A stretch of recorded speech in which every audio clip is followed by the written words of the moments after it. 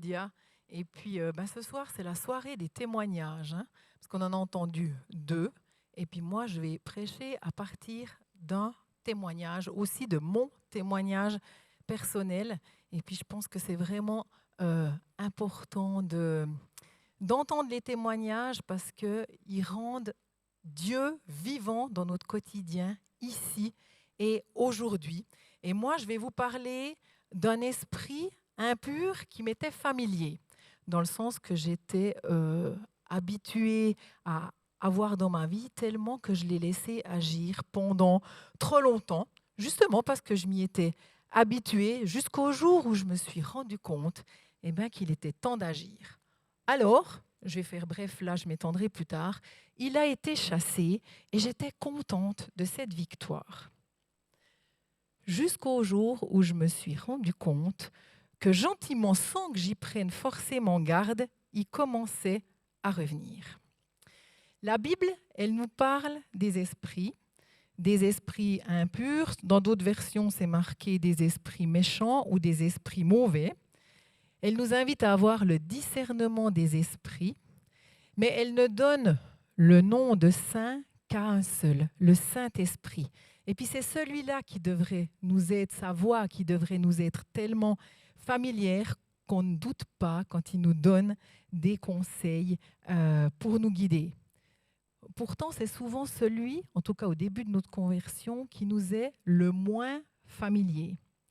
Mais c'est sa voix, c'est sa paix qu'on doit rechercher. Et puis on doit faire preuve de persévérance parce qu'au fur et à mesure qu'on le cherche, il va nous guider, on va s'habituer à sa voix, on va le reconnaître. Et c'est cette voix-là qui devrait nous être la plus familière.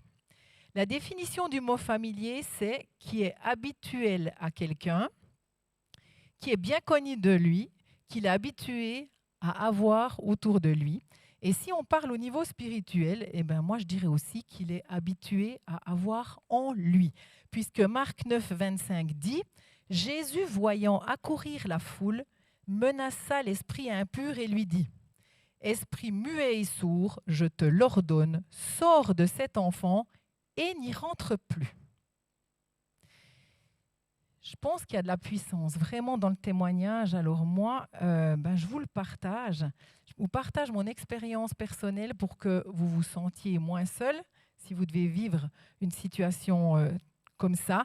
Et puis si tel n'est pas le cas, que vous l'ayez entendu si vous devez un jour prier pour une personne qui est dans cette situation.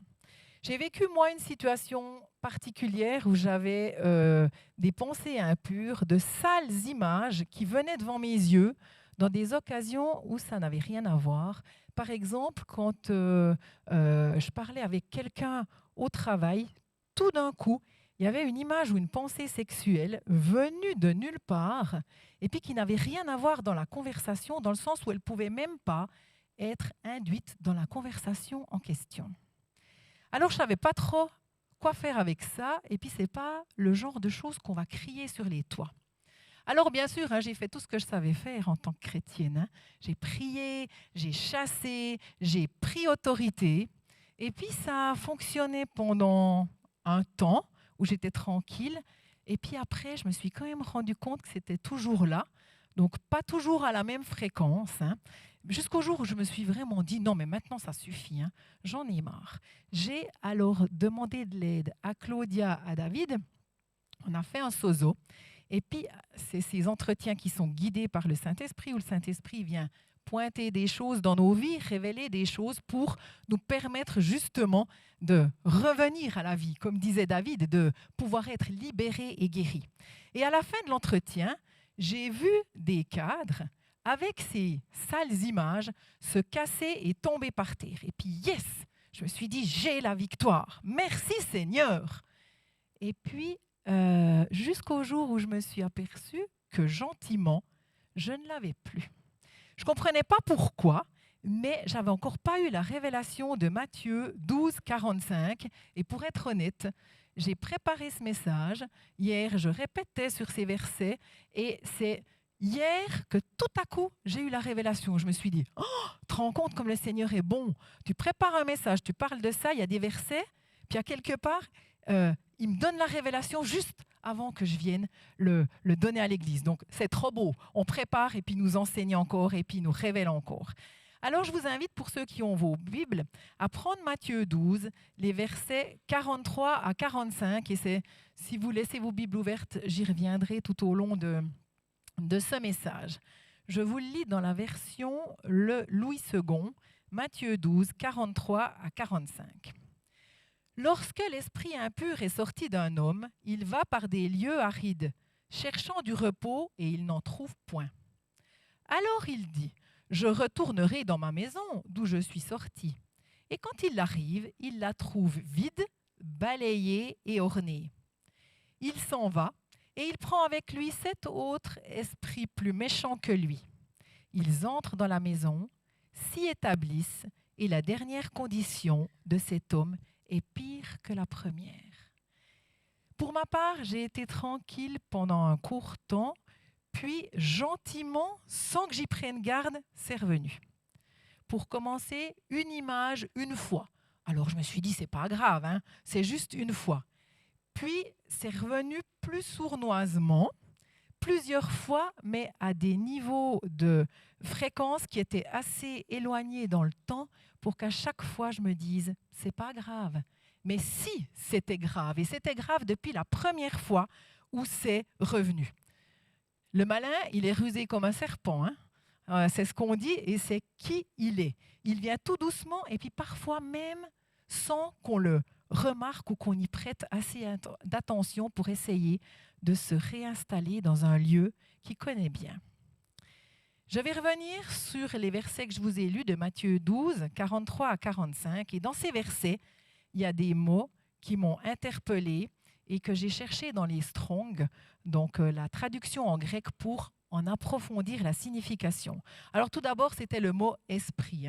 Ici, c'est le mot « pneuma ». Et ce que j'aime dans sa définition, c'est la dualité que j'y vois. Je vais vous lire ce qui signifie, première définition, avec des versets qui l'utilisent. La puissance de Dieu manifestée dans le cours des choses. La troisième personne de la Trinité. Dieu, le Saint-Esprit. Et on trouve ce mot pneuma pour la première fois dans la Bible, dans Matthieu 1, 18, au moment où Jésus a été conçu. Voici de quelle manière arriva la naissance de Jésus-Christ. Marie, sa mère, ayant été fiancée à Joseph, se trouva enceinte par la vertu du Saint-Esprit, pneuma, avant qu'ils eussent habité ensemble. J'ai pris 3 versets où il y avait ce mot pneuma dans le sens du Dieu, le Saint-Esprit. Matthieu 3, 11. Moi, je vous baptise d'eau pour vous amener à la repentance, mais celui qui vient après moi est plus puissant que moi, et je ne suis pas digne de porter ses souliers. Lui, il vous baptisera du Saint-Esprit, pneuma, et de feu. Et Matthieu 3, 16. Dès que Jésus eut été baptisé, il sortit de l'eau, et voici les cieux s'ouvrirent, et il vit l'Esprit, pneuma, de Dieu, descendre comme une colombe et venir sur lui. Ces 3 versets, ils établissent le sens de pneuma par un esprit qui est bon, le Saint-Esprit, la puissance de Dieu. Amen.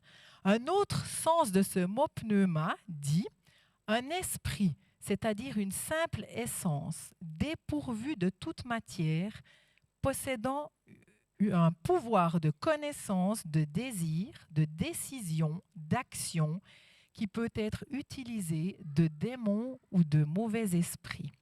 Et Matthieu 8, 16 dit, « Le soir, on amena auprès de Jésus plusieurs démoniaques. Il chassa les esprits, pneuma, par sa parole, et il guérit tous les malades. » Et Matthieu 10, 1, « Puis, ayant appelé ses 12 disciples, il leur donna le pouvoir de chasser les esprits, pneuma, impurs, et de guérir toute maladie et toute infirmité. » Vous voyez la dualité que je vous disais avant dans ce même mot qui désigne aussi bien le Saint-Esprit que les esprits mauvais. En tout cas, dans les Strong, c'était expliqué comme ça. Le deuxième mot qui m'a interpellé dans ces 3 versets, c'est le mot impur. On le trouve 30 fois dans le Nouveau Testament et 25 fois, il est associé au mot esprit, esprit impur. Et puis sa définition en grec, alors elle est assez vite faite, au sens, je dirais, plus cérémonial, c'est s'abstenir de ce qui était impur, ce qui avait été donné dans la loi, dans le Lévitique. Puis au sens moral, c'est ce qui est impur dans nos pensées et dans nos vies. Et ce mot, il a continué de m'interpeller. En tout cas, je me suis fait une réflexion. Impur, c'est le contraire de pur. Mais qu'est-ce que moi, Nathalie, je considère comme impur? Et qu'est-ce que Dieu dit qui est impur? Parfois, ce n'est pas la même chose, puis ce n'est pas le même niveau, parce que je pourrais être tentée parfois de mettre un peu d'eau dans mon vin selon ce que j'entends dans la société, selon les tendances du monde de ce moment. On est tellement assaillis par des images, sur les réseaux sociaux, partout, que ça essaye de nous formater dans une façon de penser. Mais ce n'est pas ce que Dieu dit. Dieu est le même hier, aujourd'hui que demain et il ne change pas. Ce que Dieu a dit qui était impur est impur et ça ne change pas. Tout ce qui ne glorifie pas la sainteté de Dieu dans nos vies et dans ce monde est impur. Dieu est saint, il reste Dieu, il est juste. Il ne faut pas qu'on s'y trompe. Pour en revenir au verset 43, il est dit que quand un esprit impur est sorti d'un homme, il va dans des lieux arides, des lieux sans eau, et il ne trouve pas de repos. En grec, c'est le mot anaposis qui nous fait penser tout de suite au mot pause. Matthieu 11, 29, « Prenez mon joug sur vous et recevez mes instructions, car je suis doux et humble de cœur, et vous trouverez du repos, anaposis, pour vos âmes. » Ces esprits impurs, ils ne peuvent pas trouver de repos, même si le verset 43 de Matthieu dit que c'est ce qu'ils cherchent. Mais le vrai repos, ce repos anaposis, il peut être trouvé qu'en Dieu. Ils sont donc condamnés à errer dans des lieux arides, sans eau, un monde de ténèbres, parce que là où il n'y a pas d'eau, la vie, elle ne peut pas jaillir. Alors ils se disent, mais pourquoi rester là ? On était bien mieux avant. Et puis, ils vont chercher à revenir dans la maison où ils étaient. Maintenant qu'elle est vide, vu qu'elle a été nettoyée de leur présence, qu'elle a été rendue belle et ornée, comme c'est dit dans une traduction. Et je vais m'arrêter sur ce dernier mot, orné en grec, parce que son sens m'a touchée. Orné, c'est cosméo. Alors, ça fait penser à la cosmétique. Et puis, si on l'explique par une image, c'est embellir en honorant, gagner de l'honneur. C'est pas beau ça? Quand les esprits impurs, ils sont chassés de nos vies, de nos pensées, on s'embellit. On devient plus beau parce qu'on honore Dieu et sa vie en faisant en nous une place belle pour le Saint-Esprit. Amen, parce que le Saint-Esprit, notre corps, c'est le temple du Saint-Esprit. Alors, mesdames, messieurs, si vous voulez devenir plus beau sans dépenser des fortunes, embellissez votre être intérieur parce que ça va transparaître à l'extérieur, vous allez rayonner. Amen, amen, amen. Mais la Bible, elle nous met en garde. Elle nous dit de veiller une fois que ces esprits ou l'esprit impur a été chassé, que la place qui a été nettoyée, qui est vide, de la remplir. Sinon, elle le dit, l'esprit impur qui a été chassé va revenir avec 7 autres esprits plus méchants pour investir ces lieux qu'il connaissait bien. Et la condition première de cette personne va devenir pire qu'avant.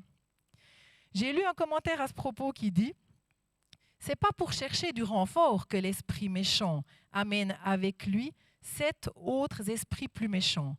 Il n'éprouve aucune résistance. » Cette phrase de la parabole indique seulement le progrès du mal, une domination plus complète de la puissance des ténèbres. Quand Dieu a créé la terre, Genèse nous dit qu'elle était informe et vide, qu'il y avait le désordre, carrément le chaos, le tohu-bohu, jusqu'à ce que Dieu y amène la vie. Eh bien là, c'est pareil, tout est propre, tout est nettoyé du fait que l'esprit ou les esprits ont été chassés. Mais si ce n'est pas rempli par la vie de Dieu, eh bien les esprits reviennent et c'est le chaos. Alors avec quoi on peut remplir ce vide? Eh bien, les premières choses qui me sont venues à l'esprit, ça a été mais par la présence de Dieu, par son amour, par la relation qu'on a avec lui, par le Saint-Esprit, en lisant, en méditant la parole de Dieu qui vient nous nourrir, qui vient nous remplir. En fait, remplir le vide en faisant le plein des bonnes valeurs du royaume de Dieu. Amen. Amen. Alors moi, pour en revenir à ma situation, qu'est-ce que j'ai fait? J'ai encore demandé de l'aide et j'aimerais vraiment vous encourager par mon témoignage à faire de même. Dans le leadership, on a instauré une règle, c'est que quand quelqu'un a un problème, il demande de l'aide. Parce que si nous, on ne le fait pas, comment on peut vous encourager, vous, Église, à le faire? On doit aussi montrer l'exemple. Et moi, je pense qu'on ne peut pas rester seul à porter nos problèmes. Le poids, il est trop lourd et c'est pas sain. Alors, il y a une équipe de soins pastoraux, il y a des pasteurs, Claudia, David, il y a moi qui serai bientôt là, mais il y a aussi une équipe de soins pastoraux qui est là pour vous soutenir. Mais c'est à vous de faire le pas, de prendre la décision. Mais j'aimerais vraiment vous encourager à demander parce que ça vaut la peine. Alors moi, je me suis dit, Nathalie, tu n'es pas trop orgueilleuse pour encore demander de l'aide. Et j'ai demandé de l'aide à Claudia. Et à la fin de notre entretien, j'ai vu une porte se fermer vraiment, tac, et des esprits qui voulaient entrer, se casser le nez sur cette porte. Mais littéralement, amen. C'est comme si la victoire, elle avait été perdue momentanément, mais je n'avais pas compris que ce que dit ce verset 45, en fait, qu'on a une autorité, qu'il faut se positionner. Je me suis dit, moi, maintenant, tu dois te positionner tout de suite si ces images, elles reviennent, parce que sinon, tu vas te faire voler cette victoire. J'avais compris ça si ces images devaient revenir. Et vous pensez bien que le diable ne nous laisse pas comme ça en paix. Donc, ces images, elles sont revenues quelques fois, mais j'ai tout de suite réagi. Et à chaque fois, en me positionnant avec autorité, en disant non, j'ai vu les esprits qui se cassaient le nez sur cette porte. Elle est fermée, vous n'avez rien à faire ici. Et je vous chasse dans le nom de Jésus. Et vous savez ce que j'ai fait là? J'ai fait de la résistance. Dans le commentaire que je vous ai lu avant, il était dit que l'esprit revenait avec cet autre plus méchant et qu'il n'éprouvait pas de résistance pour rentrer dans la maison. Et ça m'a interpellée. J'ai relu ce verset. Et puis c'est vrai que dedans, ça ne mentionne pas ni que c'est dur, ni que c'est difficile pour les esprits d'y revenir et de rentrer. Alors je me suis dit, c'est quand même qu'il y a quelque chose à faire pour les empêcher, sinon ils rentrent comme dans du beurre. Ouais, c'est trop simple. Et Dieu, il nous a donné une autorité. Elle en parlait avant, Patricia, de cette autorité. Je me suis dit vraiment qu'on était tout guidés ce soir dans l'autorité. David parlait de la guérison intérieure, etc. Mais Dieu, il nous a donné une autorité pour chasser les démons et les renvoyer quand ils se représentent de nouveau à la porte. Il a dit, vous chasserez les démons et vous marcherez sur toute la puissance de l'ennemi. Est-ce qu'on le croit? Et est-ce qu'on a bien conscience d'avoir la révélation de ce que ça signifie? Luc 10, 18, 19, Jésus leur dit, je voyais Satan tomber du ciel comme un éclair. Voici, je vous ai donné le pouvoir de marcher sur les serpents et sur les scorpions et sur toute la puissance de l'ennemi et rien ne pourra vous nuire. Toute la puissance de l'ennemi. Ça veut donc dire qu'on a toute la puissance nécessaire pour dire arrière de moi, Satan, quand on en a besoin. Je me souviens que je vous avais une fois dans un message partagé un rêve que j'avais fait. J'étais sur un bateau, il y avait du monde autour de moi, on était tous assis à une table et puis on se passait un carton où il y avait des pâtisseries dedans pour se servir d'une pâtisserie. Vous savez, quand on va acheter plusieurs pâtisseries à la boulangerie, ils nous donnent un carton blanc. C'était ce carton blanc qu'on était en train de se passer et je n'avais pas spécialement fait attention à la personne qui était en face de moi. Mais quand j'ai voulu prendre le carton, mes mains ont touché les siennes et ça m'avait brûlé. Je me souviens dans le rêve et tout de suite, j'ai su que c'était le diable. Et puis j'ai dit, je ne sais plus exactement comment je l'ai dit, mais je sais que j'ai dit à voix haute mais normale, au nom de Jésus, tu n'as rien à faire ici, tu pars d'ici. Mais il ne bougeait pas. Je l'ai redit encore une fois, mais ça n'avait pas eu, c'est tout dans le rêve, ça, mais ça n'avait pas eu plus d'effet. Alors je me suis dit qu'il fallait me lever pour être plus grande que lui. Et puis je l'ai dit, mais ça n'a toujours pas eu plus d'effet parce qu'il s'est levé, puis il était plus grand que moi. Du coup, je me souviens dans le rêve que je me suis positionnée, j'ai pris toute la force, l'autorité et j'ai hurlé à pleine voix, mais de tous mes poumons, qu'au nom de Jésus, il devait partir d'ici. Et vraiment, je l'ai vu carrément perdre vie, comme devenir une silhouette qui était tracée au dessin, comme un homme qui perd sa vie, et puis c'est plus qu'une silhouette dessinée au crayon noir.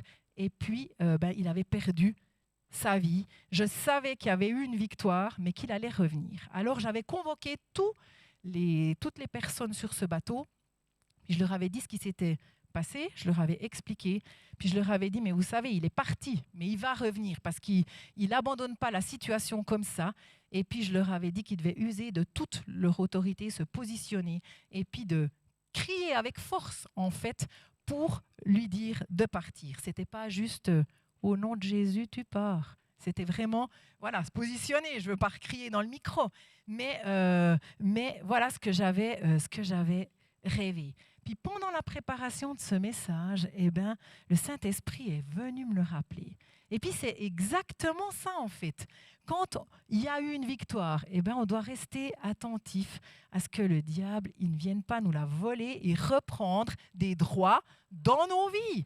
Parce que en Jésus, il doit se soumettre à nous et nous obéir. On a cette autorité pour chasser les démons et guérir les malades. Marc 16, 17, 18 dit « Voici les miracles qui accompagneront ceux qui auront cru. En mon nom, ils chasseront les démons, ils parleront de nouvelles langues, ils saisiront des serpents. S'ils boivent quelques breuvages mortels, il ne leur fera point de mal. Ils imposeront les mains aux malades et les malades seront guéris. » Est-ce qu'il y a quelqu'un qui croit dans cette salle ?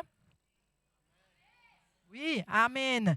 C'est une bonne nouvelle parce qu'au nom de Jésus, vous avez toute l'autorité dont vous avez besoin pour chasser les démons, pour parler de nouvelles langues, pour parler en langue, comme vous l'entendez des fois dans cette église aussi, pour imposer les mains aux malades pour qu'ils soient guéris.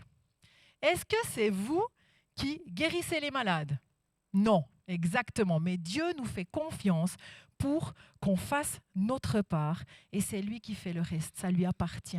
Amen. Mais on a notre part à faire. Quand on prie pour les malades ou pour toute autre situation, en fait, on utilise notre voix. On prononce des paroles et puis j'aimerais m'arrêter sur l'importance, l'autorité qu'il y a dans nos paroles, dans ce qu'on dit. Je sais qu'on en a déjà parlé, mais je crois que ça vaut la peine d'y revenir. Proverbe 18, 21, 24, « La mort et la vie sont au pouvoir de la langue. Quiconque l'aime en mangera les fruits. » Autrement dit, ce qu'on sème par nos paroles, on le récolte aussi. Et à ce propos, j'aimerais vous partager un témoignage, c'est vraiment la soirée témoignage, un témoignage que Livia nous avait donné un dimanche et je la salue parce que normalement elle écoute, là elle est dans son pays, mais elle a dit, je lui ai demandé la permission de le dire, de dire son nom et elle a dit qu'elle écouterait. Donc si tu es en ligne, Livia, on te fait un petit coucou. Elle nous a partagé un dimanche qu'il y avait une exposition dans l'institution où elle travaille et puis elle nous avait partagé qu'on était invités, mais elle se demandait vraiment combien de personnes allaient venir dans cette institution parce qu'il n'y avait pas beaucoup de visites pour les personnes qui y sont. Et elle se disait, si j'en ai... Enfin voilà, mais elle avait partagé, elle se disait, est-ce que 10, ça serait déjà beaucoup. Mais elle a dit qu'elle priait. Puis au début, elle a prié pour 40 personnes.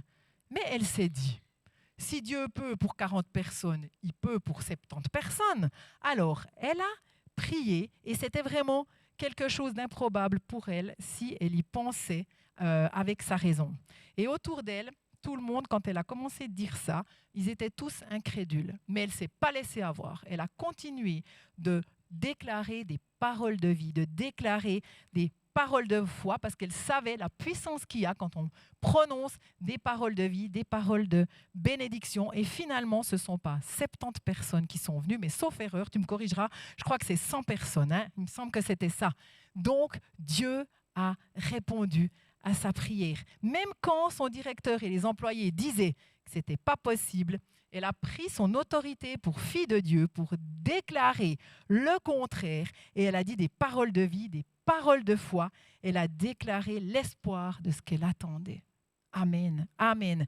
Et je trouve vraiment que ce témoignage, il est puissant dans notre autorité par nos paroles aussi. Alors il faut qu'on veille à ce qu'on a dans notre cœur, de quoi il est plein, pour qu'au moment opportun, on puisse aller tirer des bonnes choses de notre bon trésor, et puis que on parle pas le doute, on parle pas l'amertume, on parle pas la colère, parce que ça va pas porter de bons fruits. Matthieu 12, car la bouche exprime ce dont le cœur est plein. L'homme bon tire de bonnes choses de son bon trésor, l'homme mauvais tire de mauvaises choses de son mauvais trésor.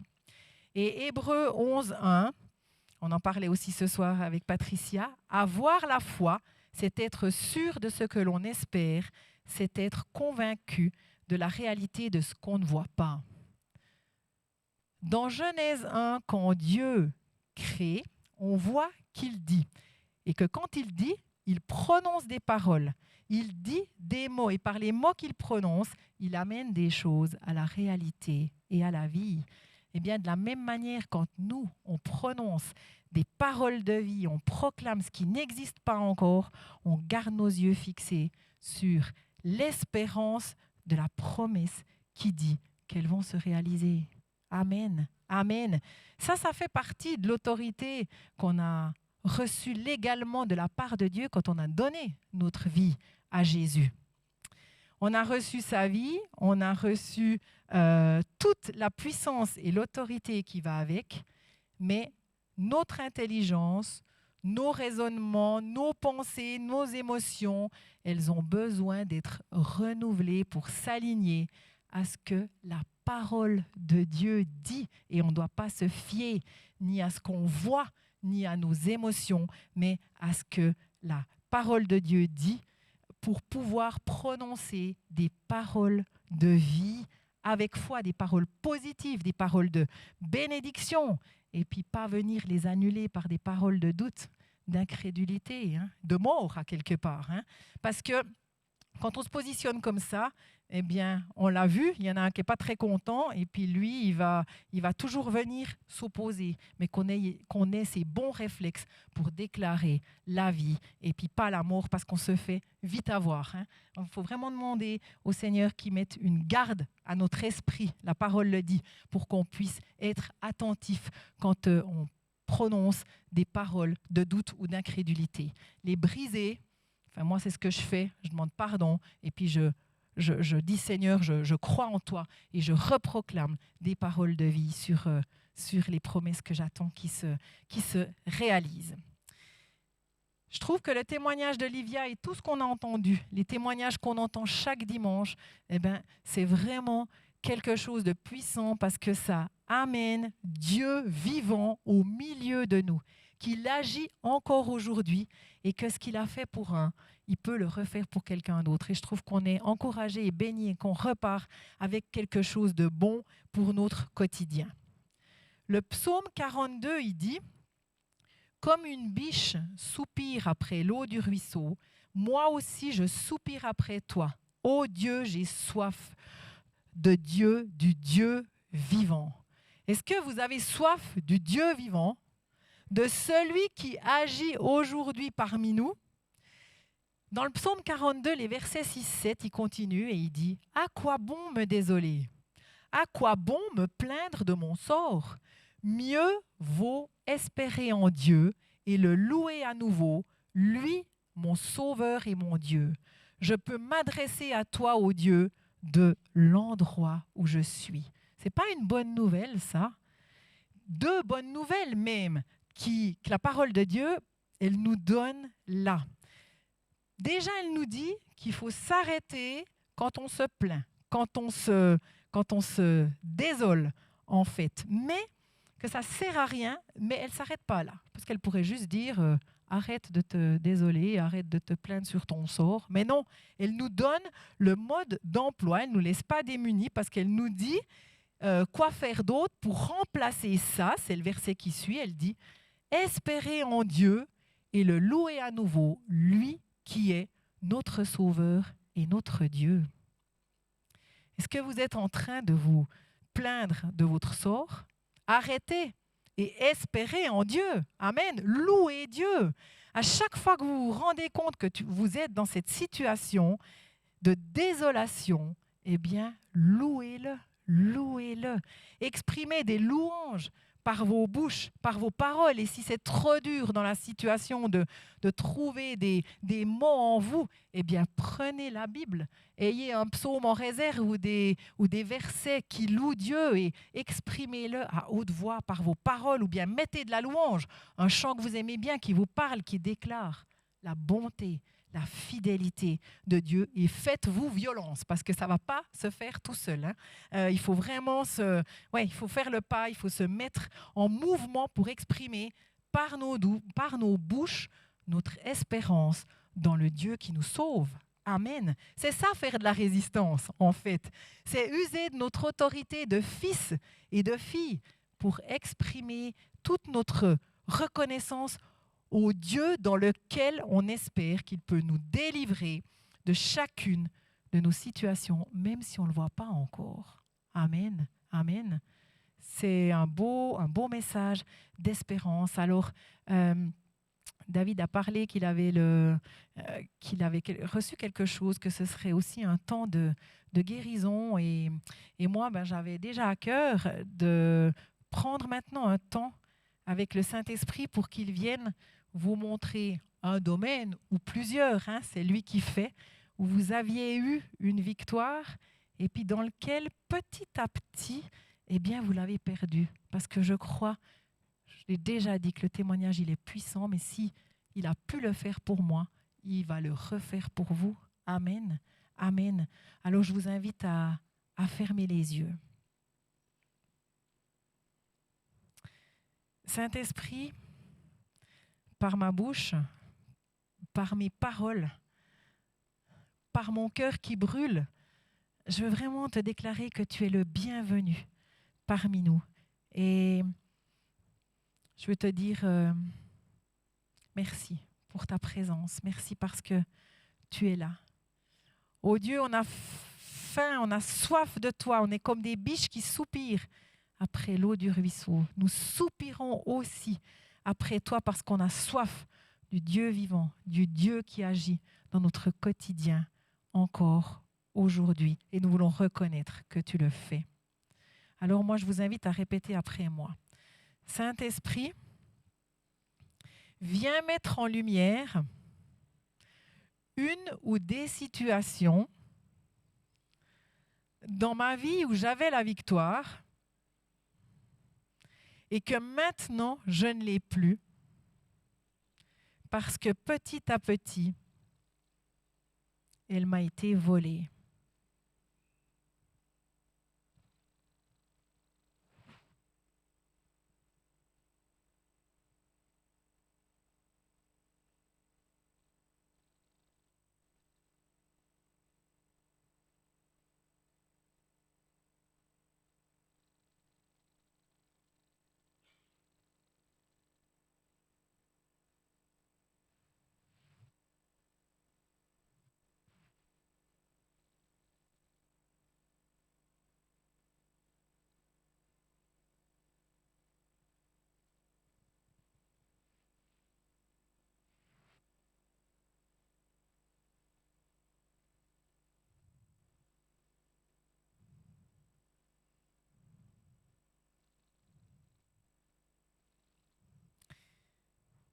Saint-Esprit, je te suis reconnaissante parce que tu es venu faire ton œuvre en chacun en révélant le ou les domaines Et si quelqu'un n'a pas reçu, je te demande, Seigneur, de révéler plus tard, peut-être par un rêve ou peu importe, toi tu sais, mais de révéler, de venir faire prendre conscience, qui est vraiment de la révélation, là où il y a besoin d'être affermi, de se positionner, de demander de l'aide peut-être. Seigneur, viens affermir les cœurs, viens affermir les cœurs pour qu'ils aient de la résistance, pour qu'ils aient de l'autorité, pour qu'ils l'utilisent, pour chasser au nom de Jésus.